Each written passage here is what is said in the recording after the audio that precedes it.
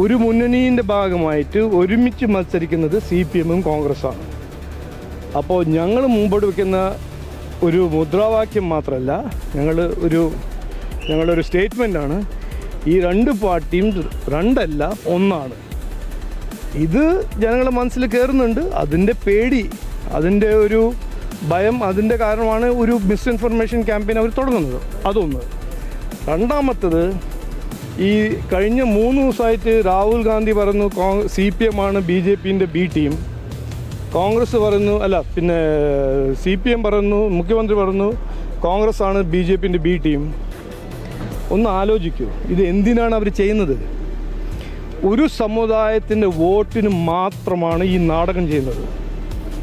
അതിനെക്കുറിച്ച് ഞാൻ കൂടുതൽ പറയുന്നില്ല, നിങ്ങൾക്ക് എല്ലാവർക്കും അറിയാം, ഇവിടെ എല്ലാവർക്കും ബുദ്ധിയുണ്ട്. ആ സമുദായത്തിൻ്റെ വോട്ടിന് വേണ്ടി ഓരോരോ വെഡ്ഡിത്തരം പറഞ്ഞ് ജനങ്ങളുടെ ശ്രദ്ധ തിരിച്ച് ജനങ്ങളെ വെഡ്ഡിയാക്കാൻ ഒരു ശ്രമം രണ്ടുപേരും നടത്തുന്നു. ഞാൻ ഒരിക്കൽ കൂടി പറയുന്നു, ജനങ്ങളുടെ മനസ്സിൽ ഈ CPM-ഉം കോൺഗ്രസിൻ്റെ രാഷ്ട്രീയം കാണുമ്പോൾ അവർ പറഞ്ഞത് എന്താണ്? മതിയായി, ഇനി മാറ്റം തുടങ്ങാം. അതാണ് BJPയും NDAയും പറഞ്ഞത്.